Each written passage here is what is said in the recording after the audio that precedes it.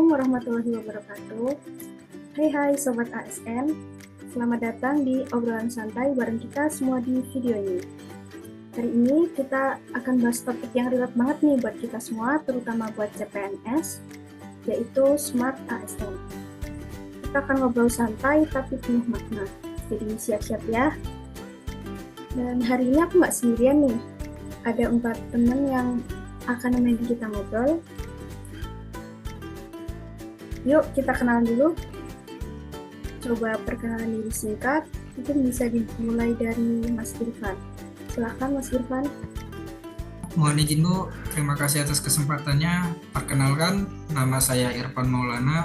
Saya di sini CPNS dari Kementerian Perhubungan. Untuk tepatnya, unit kerja saya ada di BPTD kelas 2 Kepulauan Riau. Terima kasih Mbak. Terima kasih Mas Irfan. Selanjutnya Mas Dimas, silakan memperkenalkan diri.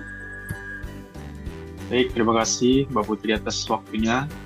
Assalamualaikum warahmatullahi wabarakatuh. Perkenalkan, nama saya Dimas Satyo Tantowi. Saya CPNS dari Kementerian Perhubungan, tepatnya di Direktorat Jenderal Perhubungan Laut, unit kerja kantor UPP kelas 3 Wonreli. Sekian, terima kasih. Saya kembalikan ke Mbak Putri. Terima kasih Mas Dimas. Kemudian Mas Gustiro, silakan memperkenalkan diri.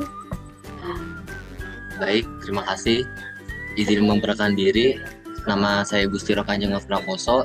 Saya CPNS dari Kementerian Perhubungan dan unit kerja kantor saya di UPP Karanganti. Terima kasih. Dan yang terakhir nih, Mas Franciscus, silakan memperkenalkan diri. Ya, terima kasih ya Mbak Putri. Halo Sobat ASN, saya mau izin untuk memperkenalkan diri. Nama saya Franciscus Esmat Tamunan. Saya merupakan CPNS dari Kementerian Perhubungan, tepatnya Kementerian Perhubungan Udara. Dan instansi saya saat ini merupakan PBU kelas 1 upah. Mungkin itu aja Mbak Hos. Mungkin saya kembalikan Mbak Hos. Ya, terima kasih Mas Franciscus. Nah, jadi kita udah kenal semuanya nih. Mungkin bisa kita mulai aja ya podcastnya. Topik podcast kita itu kan Smart ASN. Mungkin banyak yang belum tahu apa sih itu sebenarnya Smart ASN. Langsung saja mungkin Mas Dimas bisa jawab. Baik, terima kasih Mbak Putri atas pertanyaannya. Mungkin teman-teman yang belum tahu apa itu Smart ASN, jadi saya akan menjelaskan secara singkat sedikit tentang Smart ASN. Pengertian umum Smart ASN mungkin adalah ASN yang mampu beradaptasi dengan perkembangan zaman, menguasai teknologi, berpikir kritis, dan tetap memegang nilai-nilai ASN. Intinya adalah ASN yang maju, berintegritas, dan melayani dengan cerdas, begitu Mbak Putri. Oh, berarti harus bisa teknologi gitu ya Mas ya? Ya, betul Mas Irfan. Karena Smart ASN ini basisnya adalah mengerti teknologi, jadi kita sebagai ASN sekarang nggak lepas dari sistem digital begitu kerjanya. Tapi yang lebih penting, cara kita menyikapi perubahan itu juga harus diperhatikan tentang bagaimana kita memanfaatkan teknologi digital tersebut. Berarti tidak cukup cuma absen online aja berarti Mas? Ya, betul Mas Gustiro. Kita harus bisa memanfaatkan teknologi untuk bikin pelayanan yang lebih efisien dan responsif, karena kita rugi juga kalau sudah ada kemajuan teknologi sedangkan pelayanan kita tetap lambat dan tetap ribet. Itu berarti kita belum bisa memanfaatkan apa itu perkembangan teknologi gitu. Baik, terima kasih. Jadi itu tadi ya pengertian atau apa sih itu sebenarnya Smart ASN. Nah, kemudian kita masuk sesi yang paling seru nih, cerita dari lapangan. Mungkin dari teman-teman ada pengalaman yang bisa dibagi. Silakan. Mungkin aku kali ya Mbak Putri, aku mau membagikan pengalamanku sedikit nih. Jadi kemarin waktu saya baru penempatan di kantor PBU, jadi saya pernah diminta untuk menginput laporan lewat aplikasi baru. Nah, jadi ya kita kan sebagai Gen Z pasti ya paling familiar lah dengan komputer kan. Jadi awalnya saya juga sebenarnya bingung, tapi akhirnya saya mulai belajar sedikit lah tentang aplikasi tersebut dari tutorial YouTube dan ada juga panduannya dari Google. Nah, tapi akhirnya saya juga jadi ngajarin senior juga. Itu mungkin yang Mbak Putri. Wah, keren sih Mas Franciscus. Jadi mungkin dampak dari kemajuan teknologi ini bisa memudahkan kita ya kalau misal ingin belajar hal baru itu bisa otodidak atau belajar sendiri. Kemudian dari yang lain mungkin Mas ada yang mau berbagi pengalaman juga, silakan. Boleh, saya nih Bu. Ini saya ada cerita yang lumayan cukup asik sih menurut saya. Jadi saya itu pernah tiba-tiba itu diminta bantu bikin konten media sosial gitu. Konten media sosial dinas. Jujur awalnya panik gitu karena belum pernah pegang akun resmi sebelumnya ya kan. Biasanya kan cuman main Instagram pribadi, isinya cuman foto makanan, jalan-jalan gitu deh ya kan. Tapi saya coba tenang, aku mulai dengan observasi, lihat akun media sosial dinas-dinas yang lain, cari referensi konten yang informatif, tapi tetap menarik kan. Ternyata skill yang aku dapat dari hobi ngedit foto dan video caption di IG pribadi itu kepake juga ternyata. Yang selama ini yang kita anggap cuman biasa-biasa aja itu. Saya belajar pakai Canva buat desain, terus mulai ngerti kapan waktu terbaik buat posting, bahkan sempat bikin konten video pendek pakai HP aja gitu. Ternyata hasilnya juga lumayan bagus. Diedit pakai aplikasi gratisan, responnya lumayan dikit, ada warga yang DM nanya lebih lanjut soal layanan. Jadi kita bisa lebih dekat sama masyarakat lewat medsos gitu. Yang paling berkesan itu waktu kepala dinas saya itu kasih apresiasi, katanya ini baru ASN muda, kreatif dan gesit. Wah, itu bikin semangat banget tuh. Jadi sekarang saya malah pengen belajar lebih dalam soal komunikasi digital. Menurutku itu aja sih Mbak. Wah, keren sih. Terima kasih Mas Irfan. Mungkin masih ada yang mau berbagi pengalaman? Di tempat kerja saya juga ada pengalaman juga. Jadi di sekitar kantor saya itu para nelayan itu membuat surat izin pas kecil, tetapi dia belum bisa memakai layanan online karena manual, dan kadang kita juga itu menjadi mentor digital dan harus ekstra sabar ngajarin para nelayan, dan kadang sinyal juga lapuk juga di sekitar kantor. Sekian, terima kasih. Berarti jadi Smart ASN itu juga butuh sabar ya Mas? Betul banget Mbak Putri. Jadi kita sebagai ASN juga harus sabar, apalagi kalau mengajari seseorang bukan hal yang mudah, terlebih yang diajari belum begitu paham apa yang akan dipelajari gitu. Tapi juga itu menjadi tantangan tersendiri buat kita lebih bisa mengendalikan diri, tentang sabar, dan juga sebenarnya jadi Smart ASN juga butuh sigap. Seperti tadi Mas Irfan bilang, tiba-tiba disuruh bikin konten yang memang sebelumnya belum pernah bikin gitu, tapi dia sigap untuk bisa bikin dan hasilnya keren dan diapresiasi juga oleh kepala dinas ya mungkin gitu.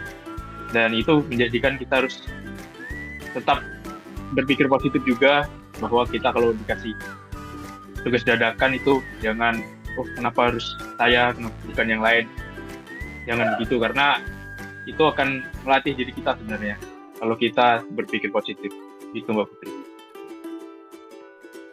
Ya, terima kasih Mas Dimas. Jadi itu tadi cerita seru dari lapangan berdasarkan pengalaman teman-teman semua. Nah, kita lanjut nih.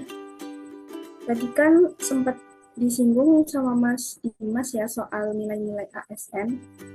Nah, mungkin bisa dijelaskan lebih detailnya apa itu nilai-nilai ASN?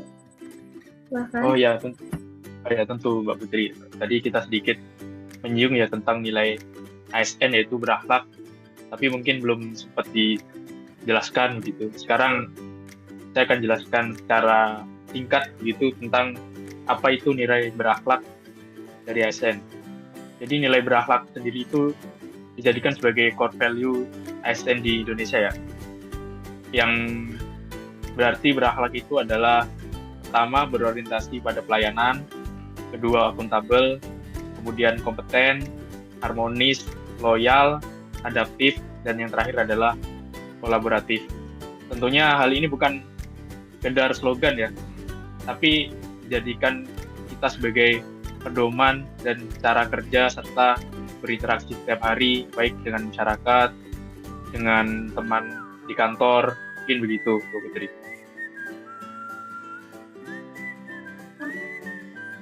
Kebetulan saya suka yang adaptif karena itu yang paling saya rasain sekarang karena ada gebrakan baru di lingkungan kantor. Ya, Mas Kusdiro. Tentunya adaptif ini sangat berkaitan dengan kita semua ya, sangat relate begitu. Apalagi kita ini yang jauh dari rumah, jadi harus secepat mungkin menyesuaikan diri baik dari lingkungan, budaya kerja, dengan faktor sosial gitu mungkin.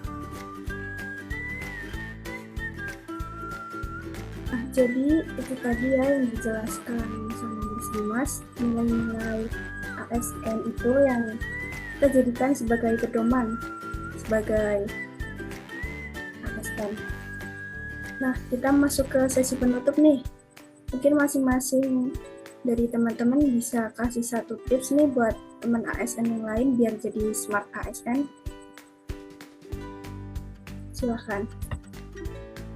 Mungkin dari aku dulu kali ya. Tapi ini sebenarnya nggak satu aja sih, kayak masih ada beberapa tips dari aku. Yang pertama itu kita sebagai ASN di era digital ini, pertama mungkin jangan takut terhadap teknologi ya, karena teknologi ini bukan musuh. Karena ini teknologi bisa menjadi alat bantu bagi ASN-ASN untuk membantu pelayanan kepada masyarakat untuk menjadi lebih efisien. Kita bisa belajar kirim email yang rapi, pakai aplikasi rapat online seperti kita ini Zoom, dimana kita tidak bisa bertemu secara tatap muka, tapi kita masih bisa mengadakan rapat-rapat seperti ini atau Zoom atau podcast. Lalu kemudian mungkin kita bisa memanfaatkan platform gratis. Banyak nih digital sekarang udah banyak yang gratis Mbak untuk belajar seperti ChatGPT, Canva, itu banyak sudah untuk mengeksplor diri kita lebih lagi. Lalu kemudian kalau misalnya kita mungkin masih belum tahu banyak hal, mungkin kita harus bertanya Mbak, jangan gengsi. Belajar bisa dari teman, dari senior, mungkin dari junior juga bisa Mbak. Mungkin itu aja sih Mbak tips dari saya untuk teman-teman ASN semuanya. Ya, terima kasih Mas Franciscus. Jadi jangan takut ya buat belajar teknologi karena kemajuan teknologi itu sangat membantu kita sekarang ini. Ini selanjutnya Mas Irfan, mungkin tipsnya? Ya, kalau saya nggak terlalu banyak sih. Menurut saya jaga attitude aja sih, itu aja. Karena sepintar apapun orang ya, kalau attitude-nya kurang bagus, menurut saya itu nggak bisa dipakai sih menurut saya dalam dunia pekerjaan. Itu akan merusak birokrasi kalau menurut saya. Terima kasih. Nah, mungkin tips dari Mas Irfan ini cocok dengan mungkin kalimat atau slogan yang pernah saya dengar. Jadi adab itu lebih penting ya Mas, lebih dahulu daripada ilmu. Jadi percuma orang berilmu tapi dia nggak punya adab. Benar banget itu. Nah, selanjutnya Mas Dimas, mungkin tipsnya silakan. Oh, mungkin dari saya sedikit aja tips dari saya. Jangan lupa bahwa kita sebagai ASN adalah pelayan masyarakat, gitu ya. Sesuai dengan tadi poin pertama, berorientasi pelayanan. Jadi kita harus sadar bahwa kita adalah pelayan masyarakat, jadi selalu utamakan kepentingan publik, bukan kepentingan ego pribadi. Gitu, Mbak Putri.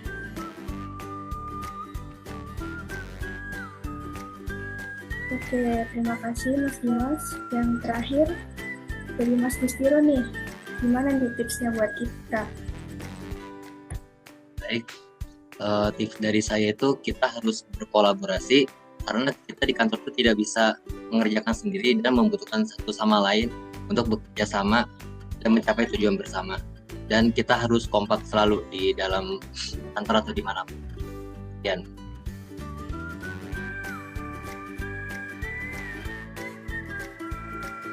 Ya, terima kasih teman-teman. Jadi itu tadi tips-tips dari teman-teman ya kita bisa jadi ASN yang smart.